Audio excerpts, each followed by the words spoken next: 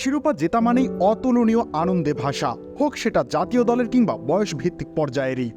দেশের চলমান পরিস্থিতিতে সমর্থকদের মুখে হাসি ফোটানোর কঠিন কাজটাই করছে বাংলাদেশ অনূর্ধ্ব-20 ফুটবল দল। নেপালকে হারিয়ে উঁচিয়ে ধরেছে সাফ অনূর্ধ্ব-20 চ্যাম্পিয়নশিপের ট্রফি। মিনিট দুয়েক পরেই বিরতির বাঁশি বেজে উঠবে, ঠিক সে সময় কয়েকজনকে ফাঁকি দিয়ে বল নিয়ে ঢুকতেই ফাউলের শিকার হন মিরাজুল ইসলাম। ডিবক্সের সামনেই ফ্রিকিক, দর্শক তো বটেই, তার স্মৃতিতেও বোধ হয় ইউরোপীয় তারকাদের ছবি ভেসে উঠেছিল। এবার সেই স্মৃতি বাস্তবে ফিরে আসলো যেন। কি অনায়াসে তিনি শটটা ঠেলে দিলেন গোলপোস্টের দিকে, বুম! গোল। 1-0 গোলে এগিয়ে যায় বাংলাদেশ। ম্যাচের শুরুতে যুবারা অবশ্য খানিকটা রয়ে খেলেছিল। রক্ষণ সামলে নেপালের কৌশল আঁচ করে নিতে চেয়েছিল বোধহয়।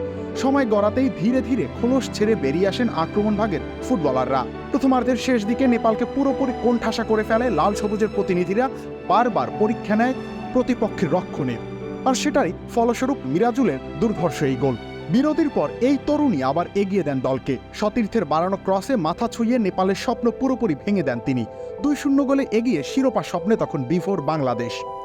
তবে এখানেই থেমে থাকেননি, আরও একবার নিজের নিপুণতা দেখিয়ে ডিবক্সে হানা দেন মিরাজ। যদিও এবার নিজের চেষ্টা না করে রাহুলের দিকে বাড়িয়ে দেন বল বাঁকানো শটে। এরপর গোলরক্ষককে পরাস্ত করতে ভুল হয়নি এই নাম্বার 7-এর। ম্যাচের অন্তিম মুহূর্তে তিনি আবারও ফাটল ধরান রক্ষণ দুর্গে। দুর্দান্ত এক ক্রসে গোল করান পিয়াস আহমেদ নোভাকে দিয়ে। মাঝে যদিও এক গোল দিয়েছে নেপাল, তবে লাভের লাভ হয়নি কিছুই। মিরাজ রাহুলদের ম্যাজিক্যাল পারফরমেন্স শুধু শিরোপা এনে দেয়নি, টাইগারদের স্বপ্ন দেখার সাহসও দিয়েছে।